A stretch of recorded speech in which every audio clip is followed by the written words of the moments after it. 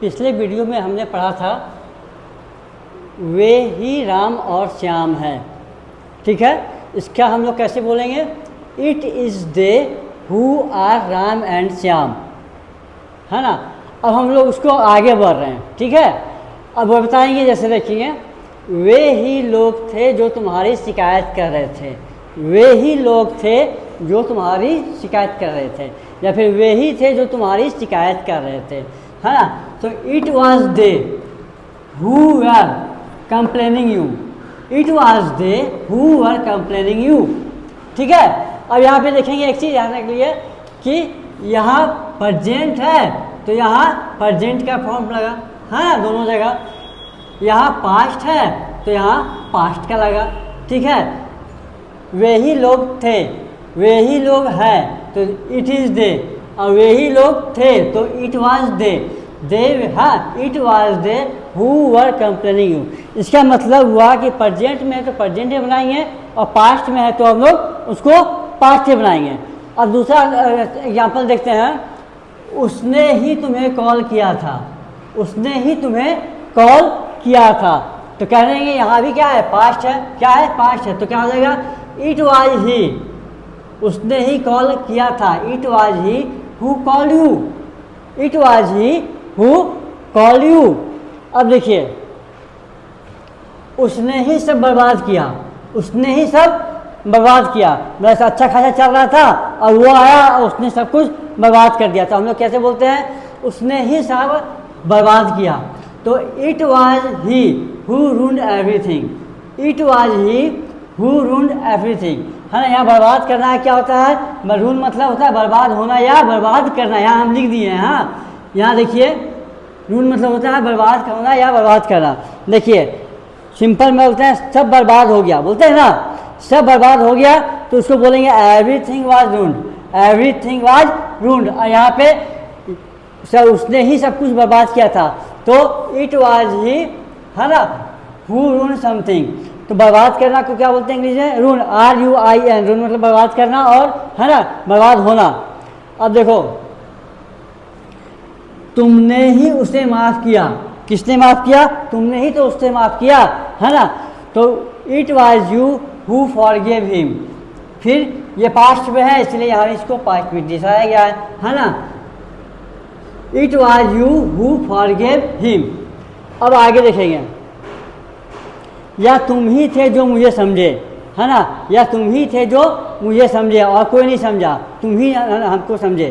तो it was you who understood me, it was you who understood me, है ना। अब फिर आगे बढ़ते हैं, मैंने ही तुम्हारी मदद की थी, बुरे वक्त पर मैंने ही तुम्हारी मदद की थी, बोलते हैं ना, तो मैंने ही तुम्हारी मदद की थी। It was I who helped you, it was I who helped you, मैंने ही तुम्हारी मदद की थी, ठीक है। अब वह ही हर दिन लेट से आता है। अब देखो यहाँ पे आता है कौन टेंस में है? प्रेजेंट इंडेफिनिट टेंस में है ना। तो यहाँ भी इसको क्या करेंगे? प्रेजेंट इंडेफिनिट टेंस में बनाएंगे, ठीक है। तो वह इट इज ही, क्या बोलेंगे? यहाँ इट वाज आई था, यहाँ इट इज ही, क्या के लिए यहाँ प्रेजेंट में है। It is he who comes late every day, है ना, हु कम्स एवरी डे, है ना। यहाँ पे इसके हिसाब से यहाँ पे कम्स लगा, ठीक है, आता है, ठीक है, वह आता है, ठीक है, ही कम्स, तो वहाँ पे it is he who comes late every day, ठीक है। अब पार्टी किसने रखी थी? हम ही लोगों ने पार्टी रखी थी, हम ही लोगों ने, हाँ हम ही लोगों ने ही पार्टी रखी थी। It was we who organize the party, it was we who organize the party, है ना। मैंने ही दरवाज़ा बंद किया था, किसने बंद किया था? मैंने। तो it was I who close the door, it, है ना, तो है ना, it was I who close the door. अब यहाँ बहुत ही इंपॉर्टेंट है, देखिए, तुम ही मेरे पीछे पड़े थे, तुम ही मेरे पीछे पड़े थे, है ना। It was you who were after me, है ना।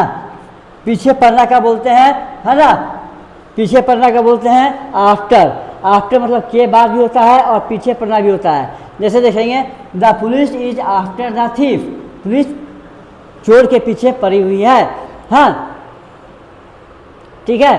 अब देखेंगे, वही लड़का मेरे पीछे पड़ा है, तो यहाँ पे है आ गया तो यहाँ इज कर देंगे, it is that boy, it is that boy who is after me, it is that boy who is after me.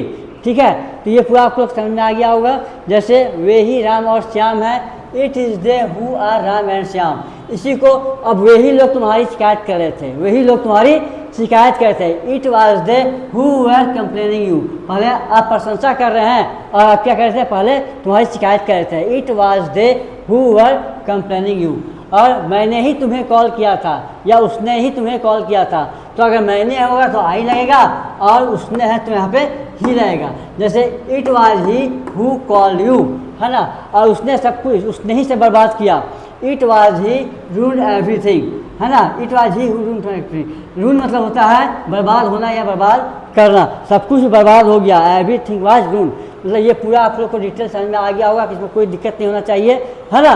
और अब कल से हम लोग नया नेक्स्ट चैप्टर पढ़ेंगे, ठीक है, ओके, आप लोग को समझ में आ जाना चाहिए।